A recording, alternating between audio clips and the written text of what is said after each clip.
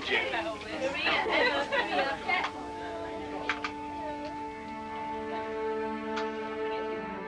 There is more to the story of Princess Diana than meets the eye. The nursery school assistant who became the most famous woman in the world.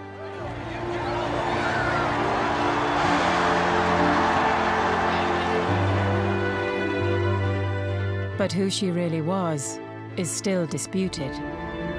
I suspect most husbands and wives find that they often have arguments. But we don't. Some see her as a victim, others cast her as manipulative. But while she may have tried to use the press, there is no doubt they hunted her. The truth of who she really was is complicated. Now, on what would have been her 60th birthday, it's possible to hear from the people that really knew her. Thank you for taking the trouble to understand this mind. She was really ready to explode. She told me, I never wanted this. Not for me, not for my children, not for the Queen, not for my country. And with intimate and revealing footage, piece together the threads that make sense of her life.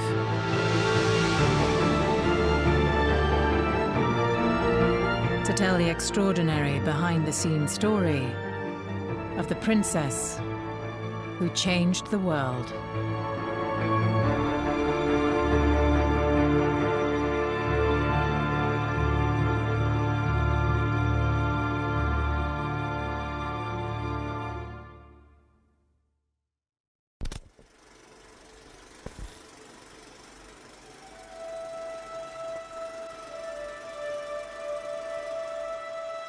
From her first moments to her last, Diana was being filmed and photographed.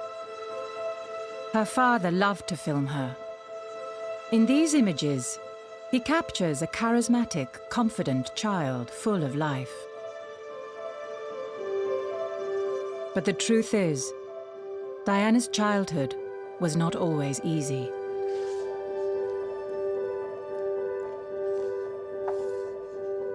This is Diana here,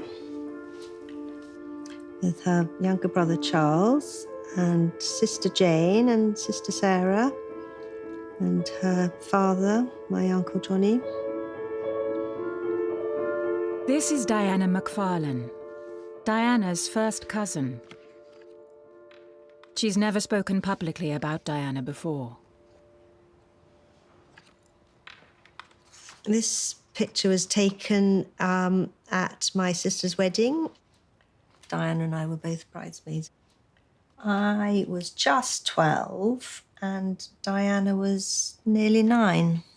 She was full of life, great fun, loved a giggle, wicked sense of humour. I think we used to think that you could get away with something naughty looking angelic afterwards. It wasn't me. When Diana is 6, her parents split up. It is a bitter divorce, which her mother is blamed for. Her father wins custody, and Diana is sent to boarding school the following year. When she was 13, she moved off to Westheath School in Kent, where she really developed her sporting talents. She began to shine at dancing. I walked into the hall, I can't remember why, and there was this thing leaping about. Absolutely amazing. Great leaps and bounds. This is Lady Diana? Yeah, so I hurried out, closed the door, left her to her dancing, so it was amazing. Leaning on legs everywhere. Diana and I were both at Westheath together. She loved trashy romantic novels. Probably just loved a love story. Life in the dormitory. And you all had your bed and your bedside table, and then there were cupboards to hang things. We had our teddy bears, and everyone loved to have their photograph on the bedside table. We all used to have pictures of various pop stars that we liked, the Monkees, Rod Stewart and people like that. But I can tell you that she used to have photographs of Prince Charles around her bed at West Heath. As a sort of childhood crush, really. With Diana, it was always pictures of Prince Charles. She had a schoolgirl crush on him for a very long time.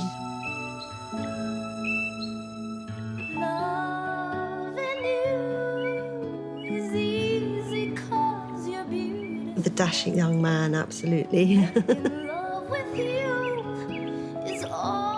So she would have been 14, 15.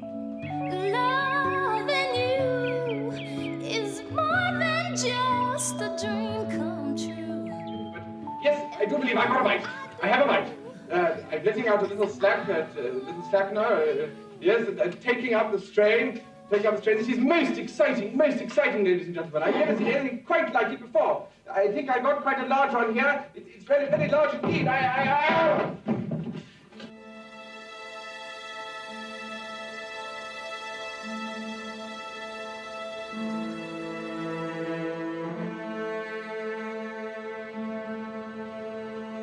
Before being launched into society, at the age of 16, Diana is sent to finishing school. She says she feels out of place, and homesick, she leaves after a few weeks. At 16, it was off to the Institut Alpin Vidmanette, a Swiss finishing school with everything a young girl in society needs to know. Though they won't say why she left after only a few weeks, I understand she was less interested in the lessons than the sport, and particularly the skiing season, which quickly came to an end. The gang. I met him on a skiing holiday. 21, squashed into 2 apartments. It was tight. It was her having a laugh. She was just 17. I guess I must have been about 20, 21, 22. I was at medical school. She had sprained her ankle, and that's why her friends had brought her over for tea, for me to have a look at the ankle. And I remember saying to her, I don't know if you want to continue skiing or not. You better be honest, because whatever I say will match what you want. So if it's you don't want to ski, then we'll say it's really bad. And if you do, then it's in a solid boot. It's not going to come to any harm. So that was it. But the sense of humor was the first impression. She just laughed a lot. That was in the ski bus.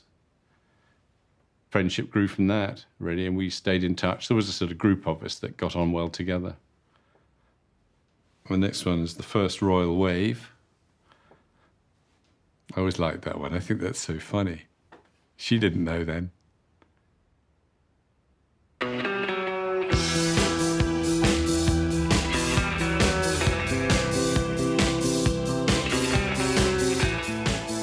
Diana had been asking her parents if she could move to London for some time. When she turns 18, she is finally allowed and moves in with 3 friends. Well, she had quite a grown-up flat. A 4-bedroom flat in Brompton Road was not exactly a, starter for one. And then on her bedroom door, it said Chief Chick.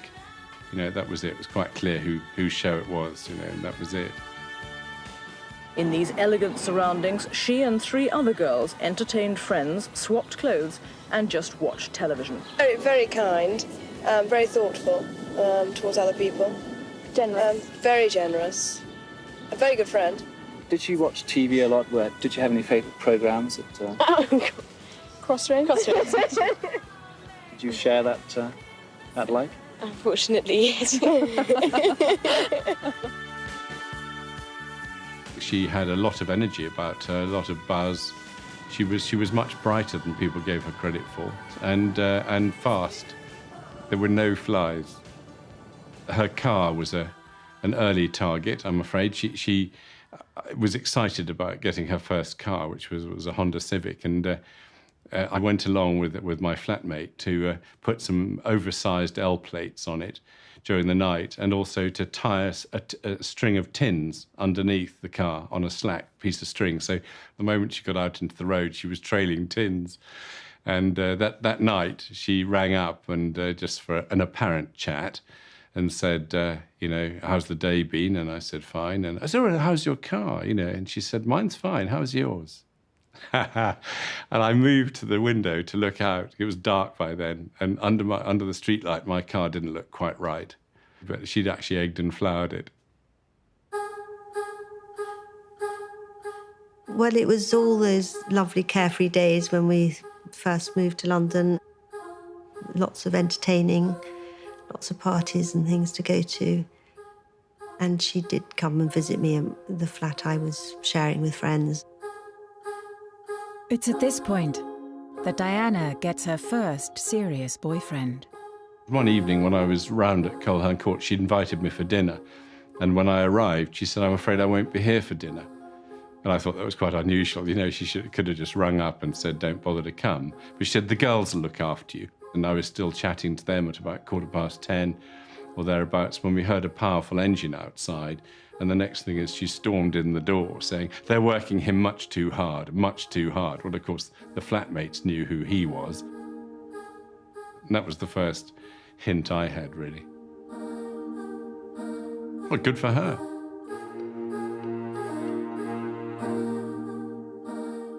Charles had originally dated Diana's older sister. When that relationship didn't work out, he didn't forget about Diana. Soon after that, the press picked up a bit. Oh, yeah. This picture is the picture I did when I found her at the nursery. When she saw this picture, she said, oh, my God, she said, apparently, must be the only girlfriend who never wore a petticoat.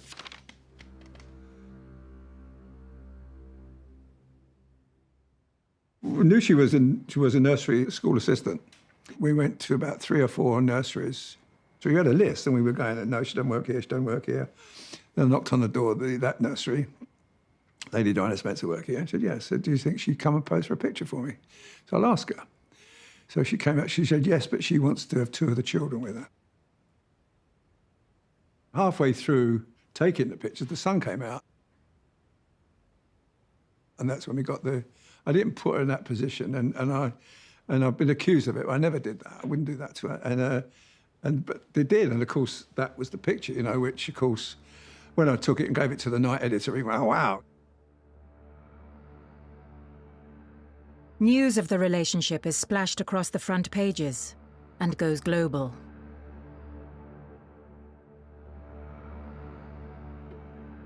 The newspapers rent the flat opposite Diana's so they can see inside her apartment. The paparazzi hang from the trees outside her nursery to get pictures of her. Everyone is desperate to know if Charles will propose. Most mornings, we'd get up early and go to Coleherne Court, get pictures of her leaving or arriving back. By this time, like, it was massive. Is there any possibility of any announcement of your marriage in the near future? Can you tell me? Can you tell me if there's any possibility? I'm not going to say anything, Ray. Right, but Prince Charles did give us a hint himself. He said we wouldn't have to wait too long. He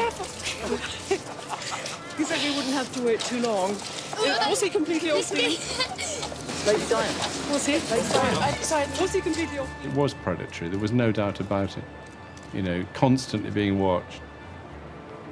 Consider the case even of Prince Charles and Lady Diana. I think, although there has to be freedom of the press to a big degree, to me today there is too much invasion of the private life of people. And I think it's completely wrong where they think they can assume that they have the right to interfere in any private life of anybody else. How many people in this audience think that the press coverage has been reasonably fair and understandable in the circumstances? How many people think they ought to lay off the poor girl? Between the 2 of you, can you say if you're like to do an announcement soon? The royal family approve of the relationship. But Diana is becoming aware that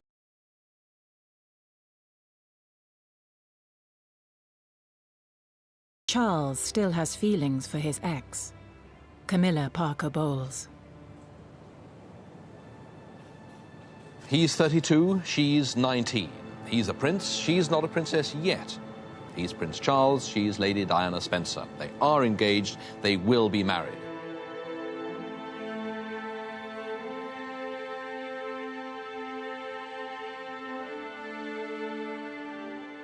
Let's take it easy. Stand still. Let's go to the flagpole. Let's move back. Yeah, all right. Oh, Spencer himself. What are you doing on the pavement outside the palace? I thought you'd be inside. I'm photographing the photographers. That's him all over. Well, what a marvellous day for you today. Lovely day. I saw Diana last night. She looked absolutely radiant. Radiant and very happy. I've never seen her look better. I've photographed every event in her life. I'm photographing this one, too. Wonderful. And Lord Spencer was later joined by Lady Diana's stepmother. I think we're very happy and very proud and very pleased it's all resolved. And I think we both feel enormously proud of Diana, that she's taking on such a big responsibility. And she's also a great giver. You know, she's a very generous kind of person. You know, she wants... As a teenager, Diana didn't get along with her stepmother. And having lived through the fallout of a divorce firsthand, she's determined that her marriage will be different. Yesterday you were a nanny looking after children. Now you're, in all likelihood, be queen. It's a tremendous change for someone, if I may say, of 19 to make all of a sudden, the transition. It is, but I've had a small run up to it all in the last 6 months. And next to Prince Charles and I can't go wrong. He's there with me. And I'm amazed that she's been brave enough to take me on. Just delighted and happy. And I suppose in love. Of course. Whatever in love means. Well, it you obviously can put your own means, interpretation. Obviously means two very happy people. Yes. Once again, congratulations. Well, from us, congratulations. Thank you very much. Very kind.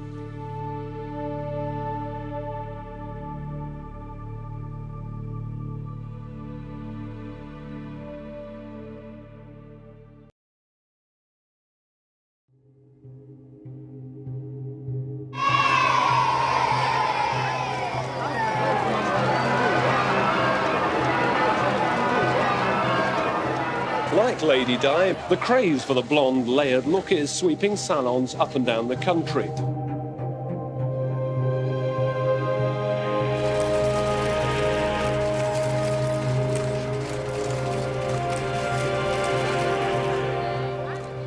Charles is off on a 6-week foreign tour. The night before he leaves, he's with Diana in his study when he gets a phone call. It's from Camilla Parker Bowles. She's phoning to say goodbye. This is the moment Diana said broke her heart.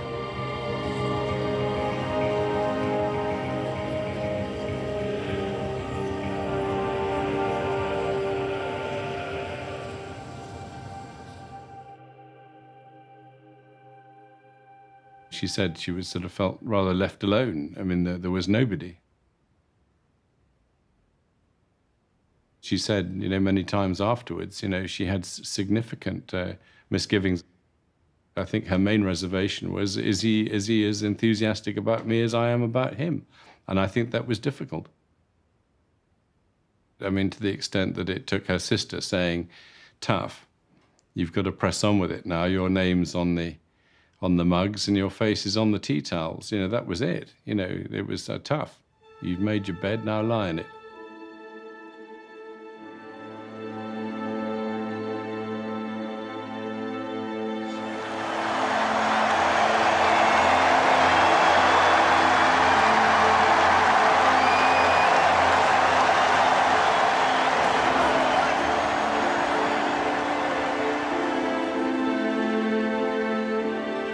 On the wedding day, it felt happy. London was you know, these occasions are done well in England. People generally thought, great, this is maybe a new era beginning. And I think it was a generally happy day for Joe Public. I'm not saying it was perhaps as happy for her. Here is the stuff of which fairy tales are made. the prince and princess on their wedding day. But fairy tales usually end at this point with they lived happily ever after. A marriage which really works is one which works for others. For marriage has both a private face and a public importance.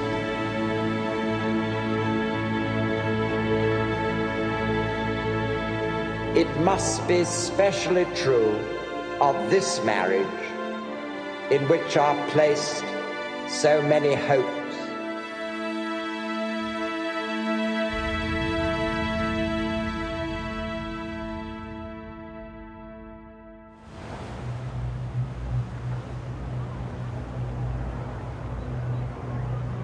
A few days after the wedding, Charles and Diana go on honeymoon on the royal yacht Britannia, along with over 200 members of Her Majesty's Navy. Diana becomes consumed with jealousy about Camilla and is dismayed to discover that Charles has taken a photo of her with him. Next stop, Balmoral with the in-laws. How are you enjoying married life? Highly recommend. Have you cooked a breakfast yet? I don't eat breakfast.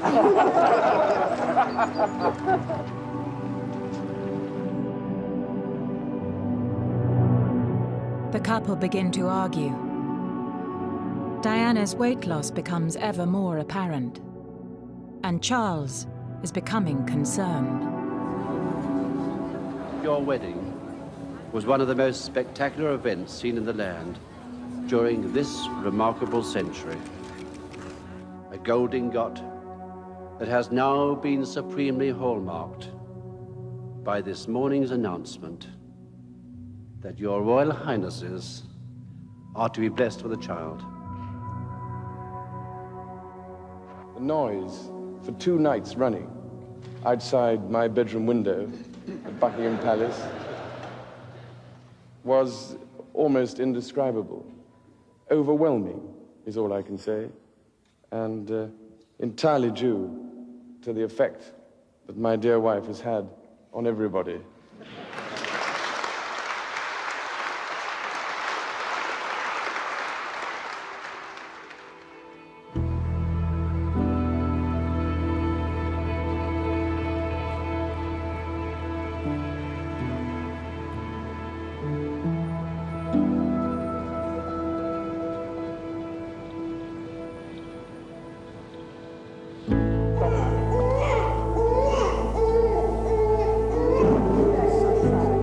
Diana is suffering from postnatal depression. A number of psychiatrists are secretly brought in to try and help her. Diana says she just needs time and space. For now, those things are in short supply. And this is what is waiting for her in Australia.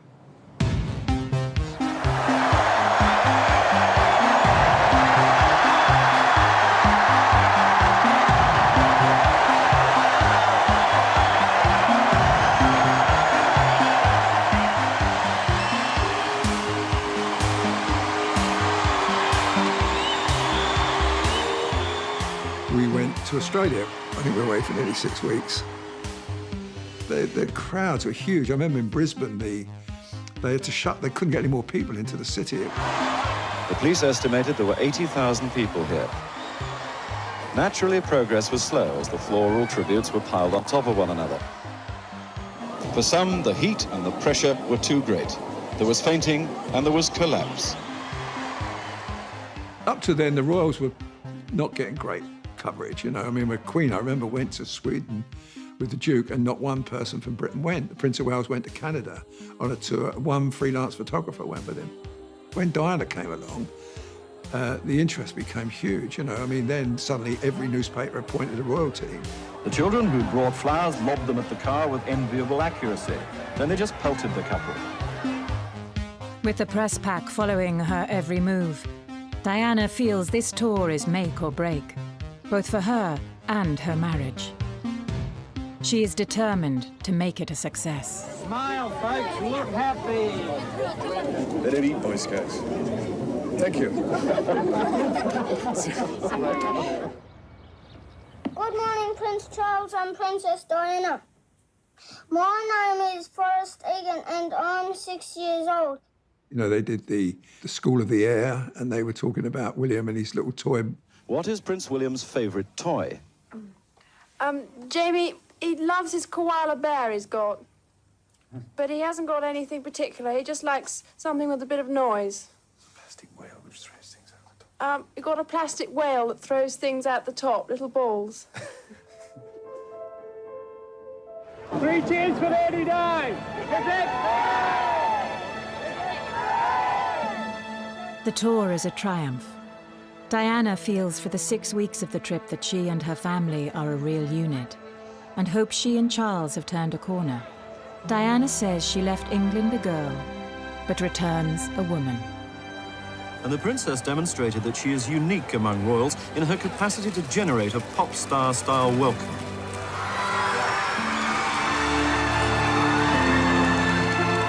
For the first time, the prince allowed television cameras in to watch him dancing, which was nice. But what we didn't know was that he was about to stage his own royal version of Come Dancing.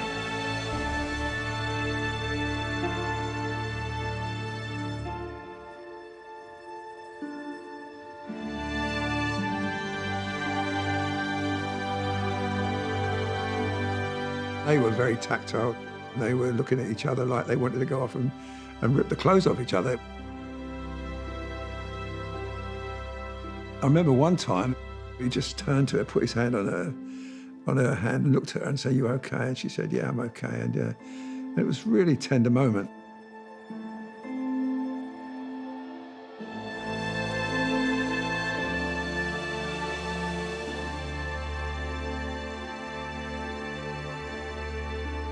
And so when people say to me, you know, "Oh, Charles didn't really love Diana," I don't believe that. I remember how much they looked at each other, how much they just were so together.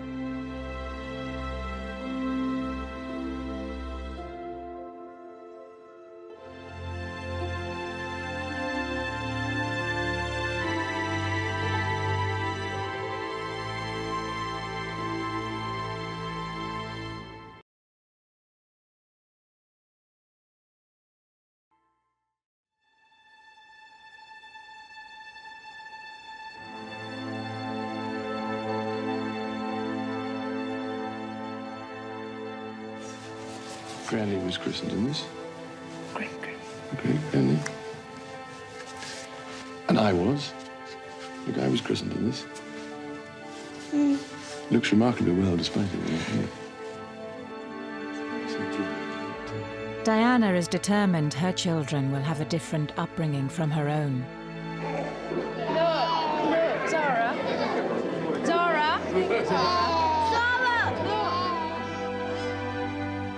She gets into bed with the boys each night before they go to sleep and asks them who loves them most in the world. Diana is now embedded in the fabric of the monarchy, mother to 2 princes.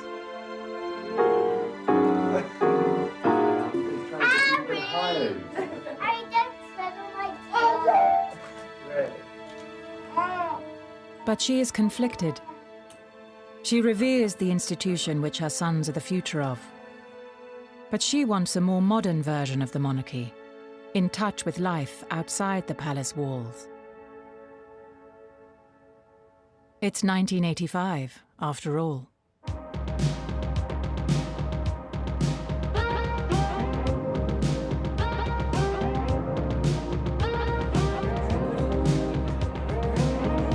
She starts making her own choices about what she wears and who designs it. She champions a former Barnardo's child, Bruce Oldfield, and asks him to design her a backless dress, unlike anything a royal has worn before. She came on her own that night. I mean, I was her date, if you like. And you know, she was very much after a real knock-'em-dead kind of dress. It was like a coming-of-age dress. And that event, I had people like Joan Collins flying in from LA, and we'd made a dress for her. So Diana knew what she was letting herself in for. Your Royal Highness, Your Imperial Highness, Your Graces, Your Excellency, my beloved ladies and gentlemen, and distinguished friends and guests. I'm not going to speak for long, just to say... I had to do a speech. And when I did the speech, she was pinching my bum, which, of course, I think is hilarious, you know, and it was like... It was like that. Okay, that's all I'm going to say. Thanks for coming. So this is time. Thank you. Bye. You know, those cameras were flashing for her. You know, she walked into the room, everybody might as well just go home, you know, or certainly move aside. They would anyway.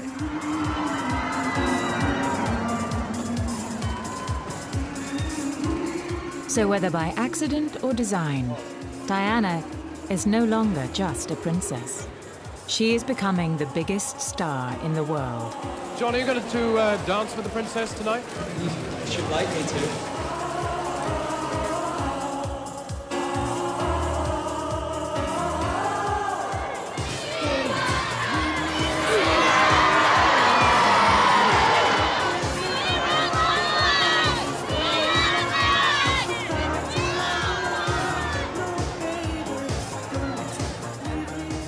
Well, quite obviously, the crowd wanted to see her.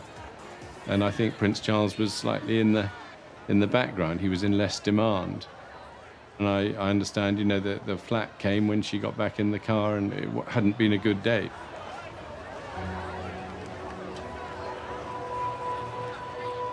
As the spotlight on Diana increases, the couple grow further apart. Cracks appear when Diana faints on a trip to Canada.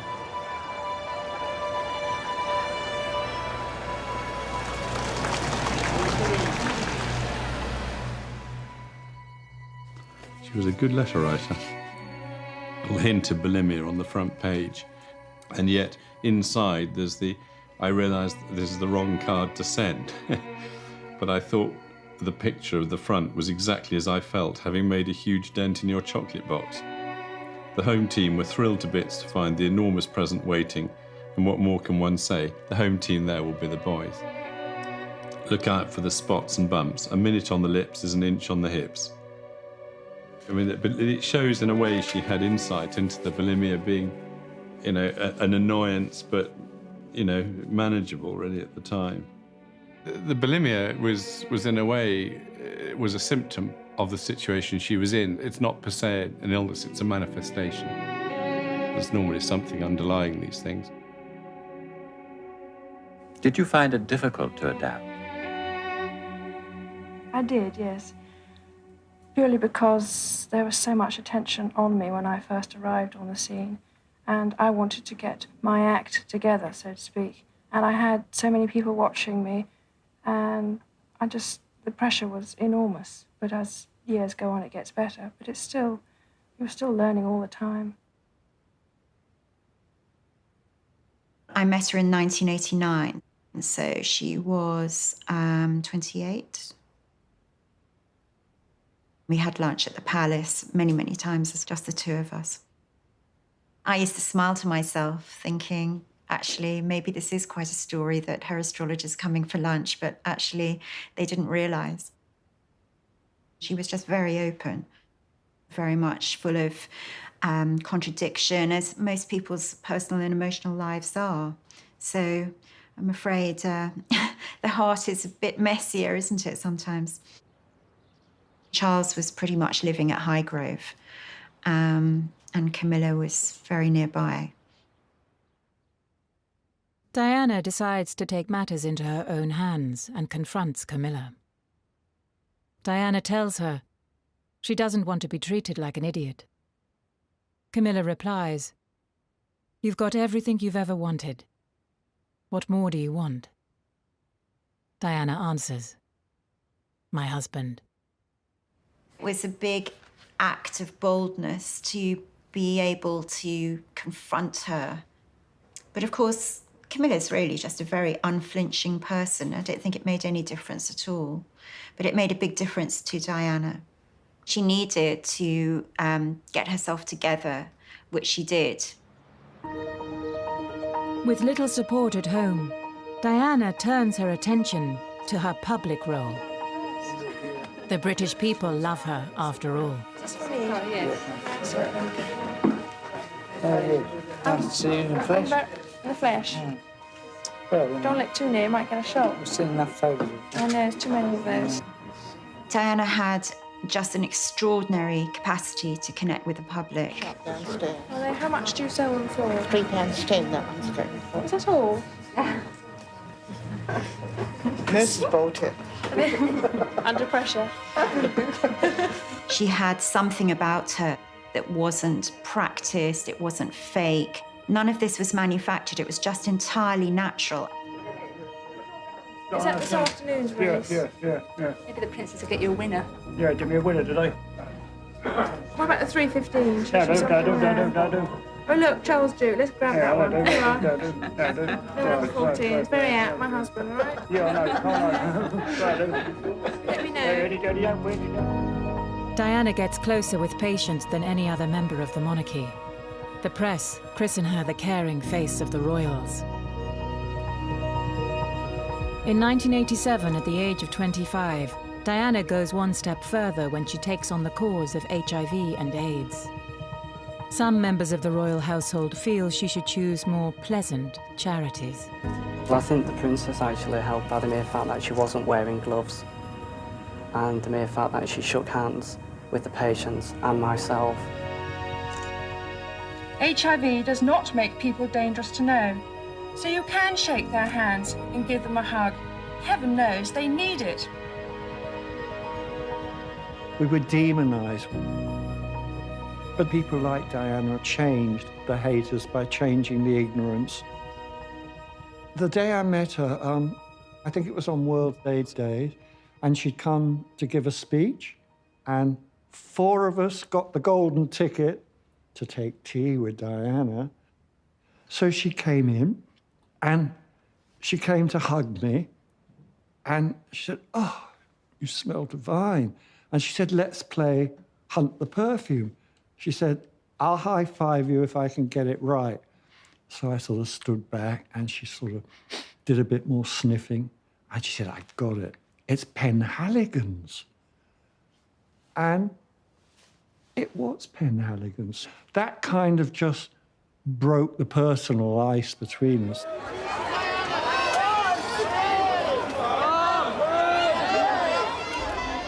Way beyond public visits, Diana devotes more and more time to her causes. She sometimes sits up with the dying in the middle of the night. As well as helping others, it seems to fulfill a need in her. There was this kind of exchange that went on. There wasn't love to come home to. And she did receive something from being able to be around people in their darkest hour. Helped her deal with it in some way. On a June evening this year, Diana arrived unannounced in the Bull Ring near Waterloo Station to meet the homeless who live there. She spent the evening listening to the stories of the men and women of Cardboard City. She woke me up. I love her. She was interested in how we manage and how we cope down here. It's just nice to see somebody who I know cares come down.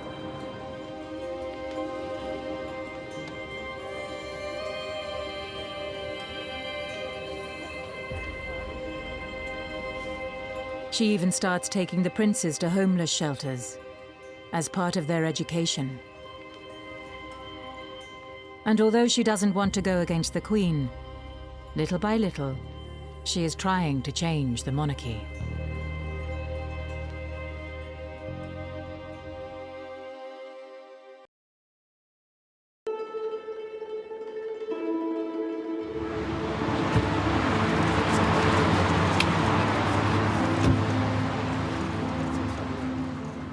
Charles has an accident playing polo.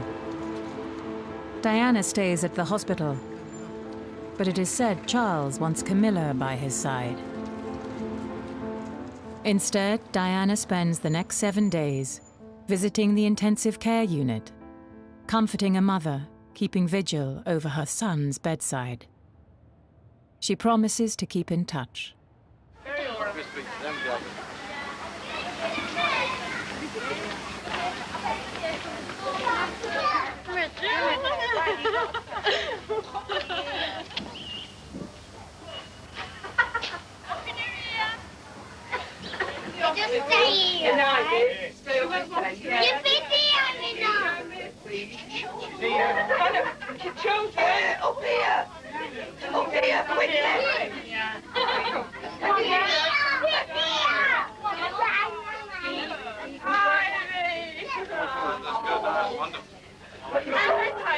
I'm sorry I'm late, we got awfully low. Oh, we did.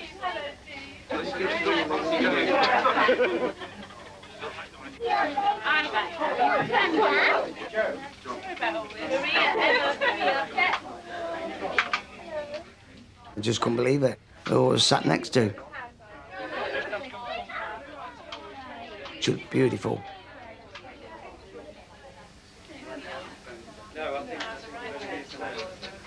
And then halfway through the meeting, the visit just said, "Why me?" And she said, "It's because of your mum. I seen your mum crying."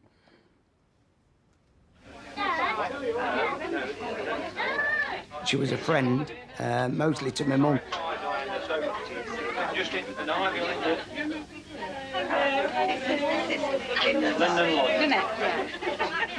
The royals was there. The public was there. And when Diana married into the family, she was bringing it to a level. She was 1 in a million. Totally different to the royals. Totally different. And I think that's why she didn't fit in. 3 cheers for Diana again!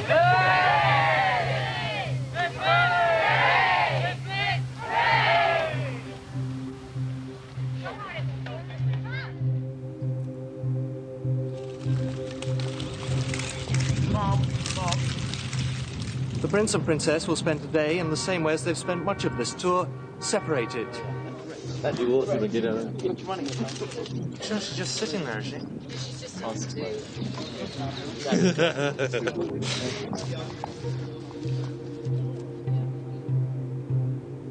For some time, Diana has feared there are those in the palace who see her as unstable and are painting her as an unfit mother. At that stage, her fear was she would lose her position as mum of the boys. She was well aware, legally, that the Queen would ultimately be controlling the boys. The monarch has control over the princes, so whatever the Queen had said would have gone. She sensed very much that they were trying to push her aside as being unsuitable to be a mother, and that was it. Getting between the lioness and the cubs was a very dangerous step. For Diana, this stuff runs deep. When her parents' marriage hadn't worked, her mother left the family home. As a result, she was described as a bolter. Diana's mother wanted to keep custody of her children, but she was seen as unfit to do so, with members of her own family testifying against her at the custody hearing. And so Diana's mother lost her children.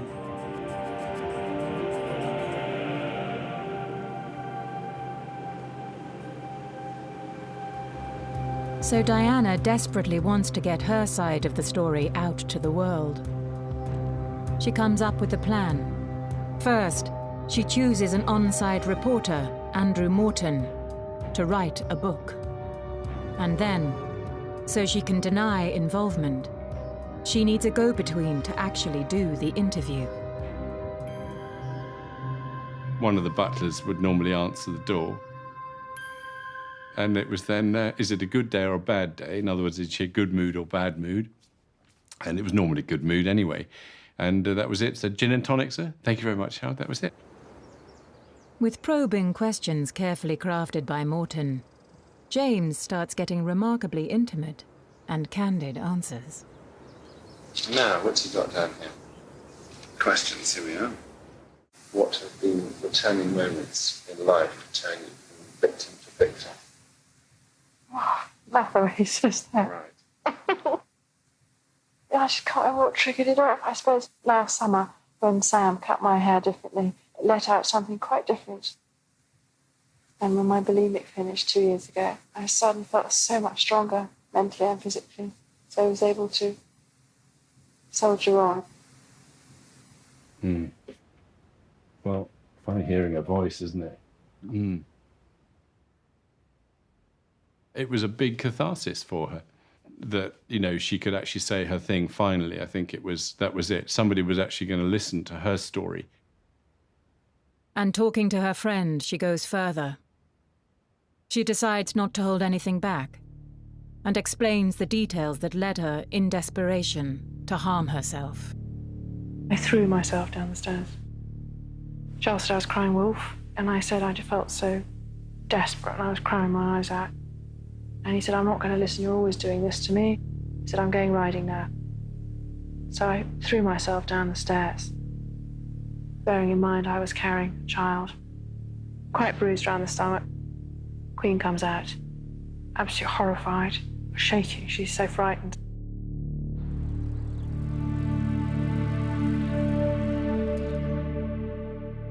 I then handed the tapes over and they were then transcribed. I used to cycle them to a restaurant it's all very covert, isn't it? Sounds that way. There was quite a good restaurant, I think there's a bit of it still left in Stockport, called La Rueda. And that was the handover point, the live letterbox. I think I had a great relief each time I handed over a tape. Diana always had a problem knowing this was going on. She was worried that I'd been knocked off my bicycle deliberately. There were some pretty anxious moments, not least when I had one batch of transcripts and I was going past the Houses of Parliament and a bus had moved me over, I think, to avoid some traffic onto a pothole, and I hit it hard and the papers went all over the road, right outside the Houses of Parliament.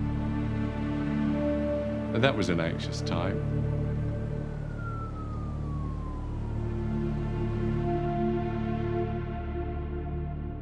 Rumours begin to circulate that a tell-all book is going to be published. As the publication date nears, Diana is asked by the palace if she's had any hand in the book. She strongly denies her involvement.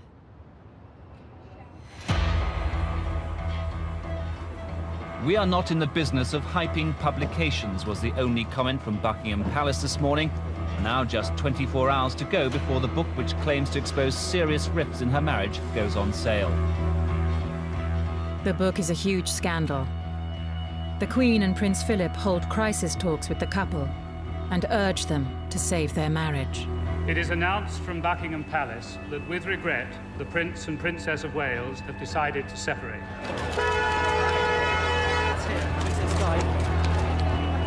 Diana starts to become involved in an ever more elaborate game with the press.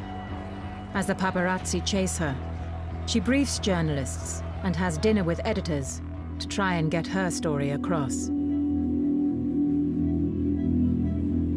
But the press is a hard thing to control.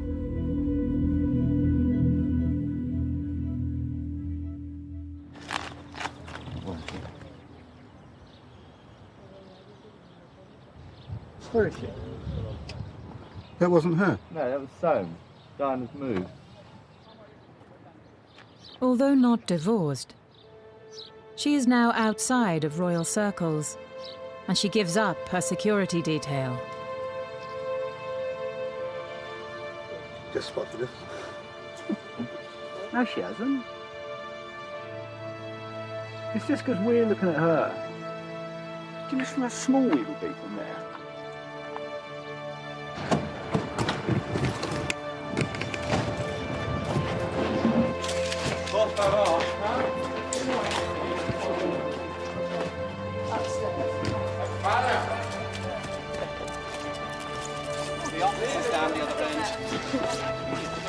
just have one that 2 packet, please? No! Please! Absolutely not!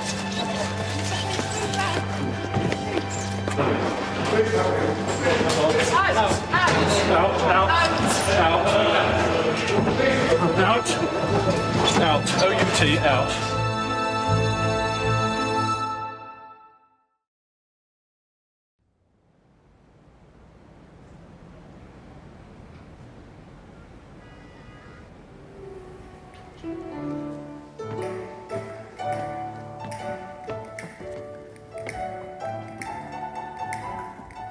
When Diana feels under siege, she takes refuge in a childhood dream. I think she tried to escape a lot. I think she had to. I think to try to keep her own sanity, she had to get away from all her troubles and woes and her everyday life. I saw her a lot because actually ballet was so important in her life. She got such joy out of it. When she was with us, you could see she was alive. And I remember catching looks on her face, watching the dancers rehearse. I remember looking at her and thinking, you could see this sort of envy. Because I really think she was thinking in her head, that would be wonderful if it was me. Of all the film taken of Diana, this is where she looks the most relaxed and at ease with her surroundings.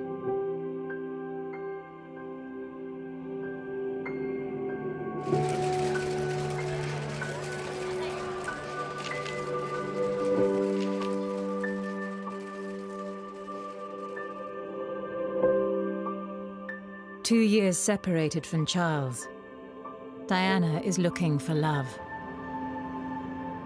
For a while, she has a string of exciting affairs. She goes out on dates in disguise, wearing a black wig. And it's reported she has lovers smuggled into Kensington Palace, in the boot of a car. But she confides in her friend, Argentinian businessman Roberto Dvorak, that she craves more than just a fling. She knew exactly what she wanted. She wanted a marriage. She wanted to be happy. She didn't want to have a husband with mistresses. She wanted to love her children and to be happy ever after, like in the Disney films. But as I always used to say to her, continue looking to the Disney films because that's the reason of the success of Walt Disney, because it's a fantasy. In the real world, it doesn't happen so easy. She invited me for lunch to Kensington Palace. The dining room was in the first floor. It was cucumber sandwiches and Earl Grey tea for me always there. And at a certain point, we were like that, and I was having the sandwich, said, now you have to go. I said, what? Yes, you have to go. I need to get ready. Somebody's coming to see me because I have to speak about finance with some people and you cannot be here. Okay, I said. She kissed me and I went down. And when Paul Barrel opened the door, this man comes in and smiles to me. And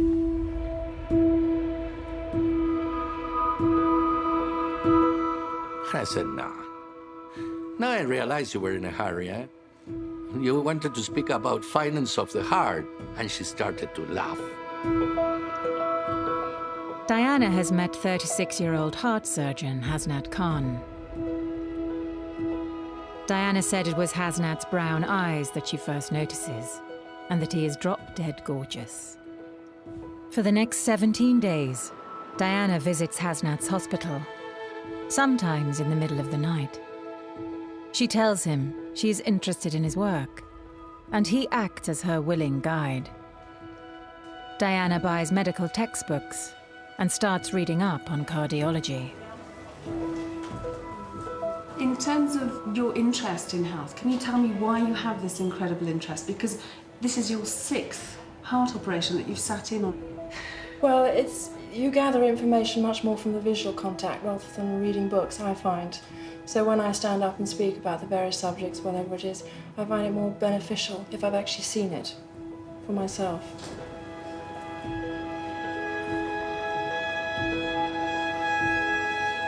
This was not an affair. This was matters of the heart.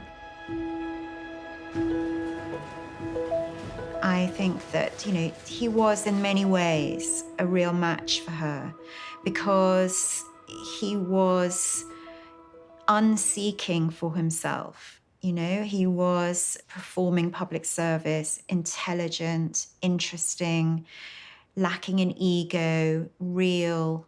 That's the kind of person that probably was able to show her what real love was. The couple soon start dating. Diana nicknames her boyfriend Mr. Wonderful.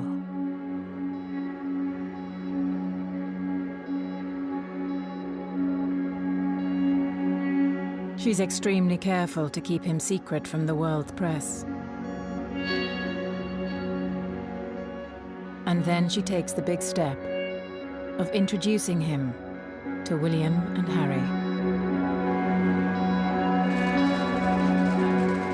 Experience has taught her that it would be wise to get to know his family. And she reaches out to his grandmother, who flies over from Pakistan and visits Kensington Palace for afternoon tea. What a lovely thought. Come in for a special viewing. Is it taping them? Diana appears relaxed and welcoming, and the family warm to her in this moment of intimacy. Part of the appeal for her was she absolutely loved anywhere that she could be part of someone else's family, because she sort of yearned for that. Is it Duna or what? No, it's salmon.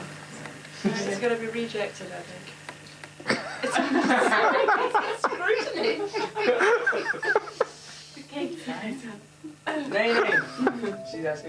It's something that she hadn't had. I mean, her own childhood had been ruptured by divorce when her mother left the family home, and then her own marriage and her family life with William and Harry.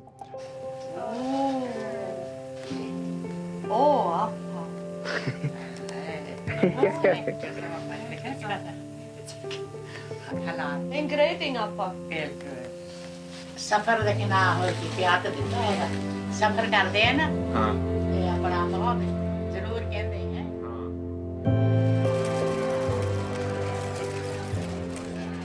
In 1994, in a surprisingly candid interview, Charles reveals his side of the story. Diana now wants to move forward with her life, but she's still legally married to Charles. And Diana worries that the royal family won't sanction an actual divorce. First, the interview that stunned the nation. Last night, more than 21 million viewers heard Diana admit adultery, as well as discussing her bulimia, self-mutilation, and postnatal depression. Diana lays bare her problems and the issues within her marriage in a now discredited interview for Panorama. We all know that Diana was tricked or fed things, but I learned something quite interesting recently, and it came from Hasnat Khan.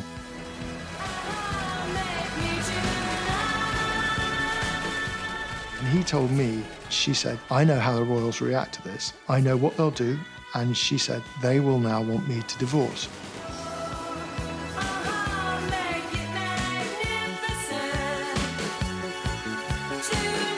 That's what Diana wanted. She wanted a divorce, but she didn't want to be seen to be pushing for a divorce.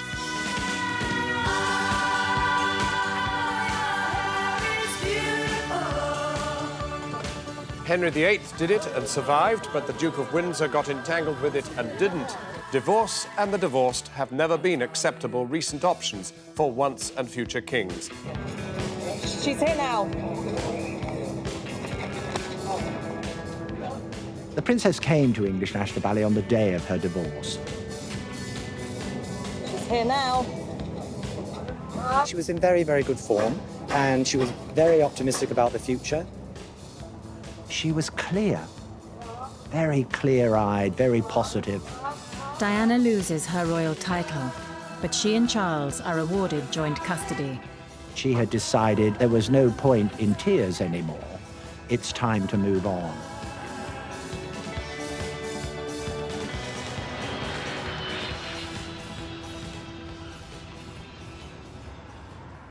Diana is now free to champion whatever causes she wants.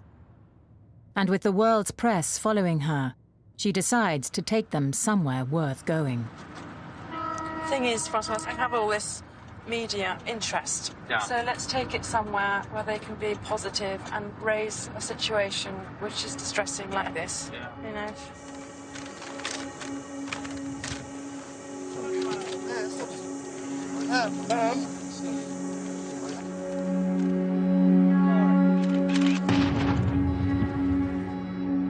Being a mother of 2 boys, one wants to go out and help these children. Part of their future's been taken away. There were 5 bodies Five. inside the well. Ma'am, the government minister's home has said you're a loose cannon by supporting this campaign. Do you have any reaction to that? Jenny, I'm only trying to highlight a problem that's going on all around the world. That's all. It's been said, though, that you're aligning yourself with Labour policy. Do you think that's wise? Labour? I don't know what you're talking about. I don't know what. We need to move on. Fine, we'll get a chance. Fine, thank you very much. Thank you very much. You want to...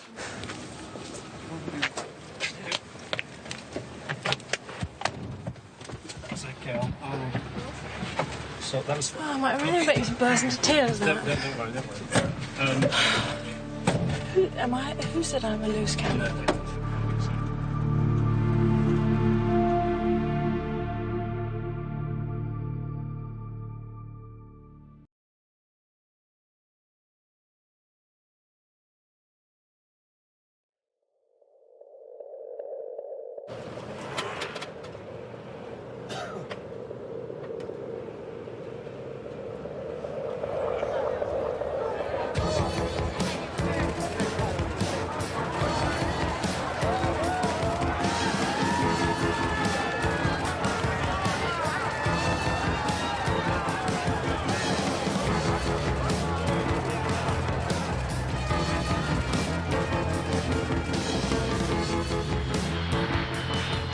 Diana begins to discuss moving abroad with Hasnat and flies to Pakistan to meet his parents. But the press have now found out about their relationship. To try to protect him, she denies it. But there are now photographers outside his house and outside the hospital. Richard Kay knew them both.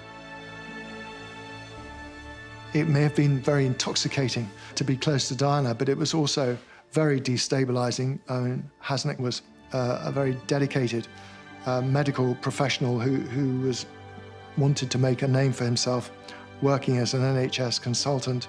But the idea of being able to do that as the boyfriend of Princess Diana was overwhelming. I mean, he just simply couldn't be able to do his job, and she knew that, and he knew it. So, I mean, he plainly adored her, and she absolutely adored him. And, you know, it might have been the most wonderful sort of Mills and Boon happy ever after ending. You know, I remember saying, what kind of life do you want? She never really knew. Did she want a private life, or did she want to continue to be this global public figure?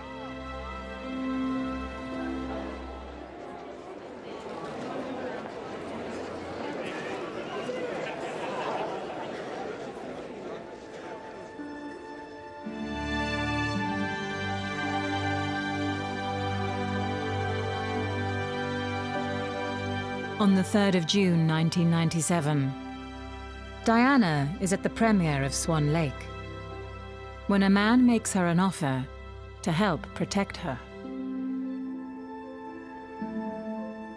Funnily enough, Mr. Al Fayed was a guest.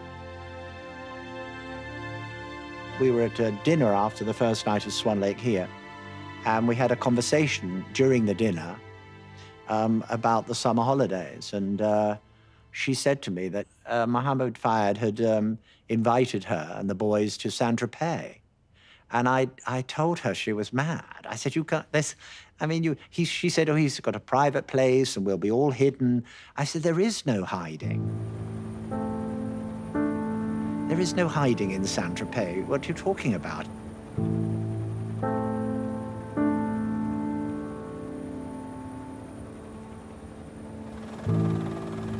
After almost 2 years of dating, matters reach a head with Hasnat. Frustrated by press intrusion and unable to see a future, the pair split up.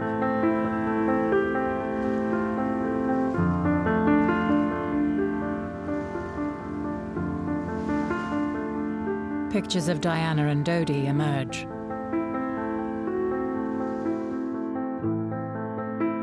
You know, those holidays, sitting on the end of the diving board, you know, talking to reporters, have you got the picture? Yes, I mean, she was playing that game. There's no question of it. She was playing that game. You know, look how easy it is for me to move on, where I think probably she hadn't. Dodi, unaware of this, goes to Paris and buys a ring.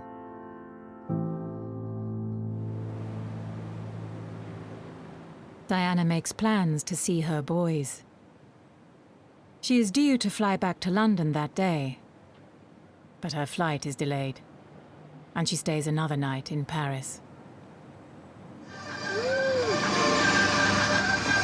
Wow. Here we go. On the right, something's happening. The rib. Wow, wow, wow. Guys, look at this. Someone's out there, very important. That was so chasing Princess Diana.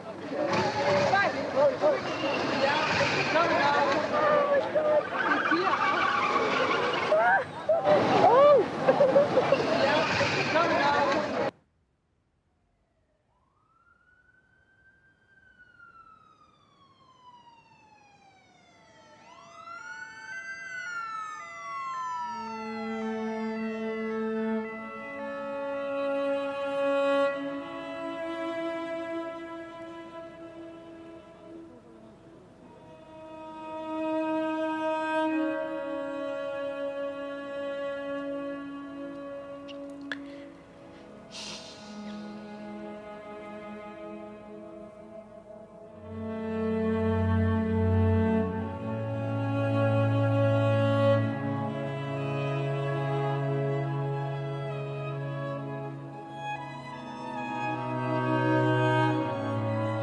Tough time.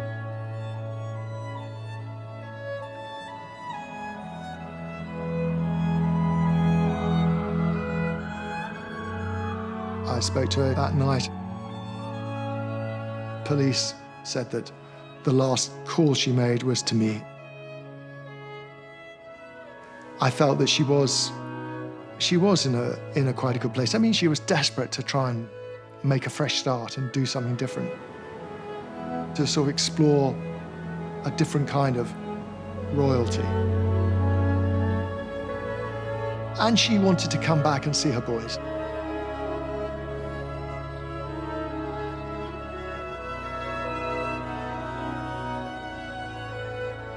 The public leave over 60 million flowers at the gates of the palaces. It was an incredibly hot week in September, and the flowers banked up. And there was this incredible fragrance. Hasnat Khan and I went and looked at all the flowers together over several nights. I mean, it was desperately sad. So it's full of what might have been.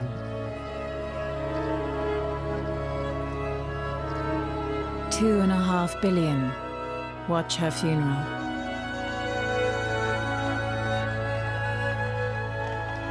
I think she was a bit of a revolutionary. She made change happen.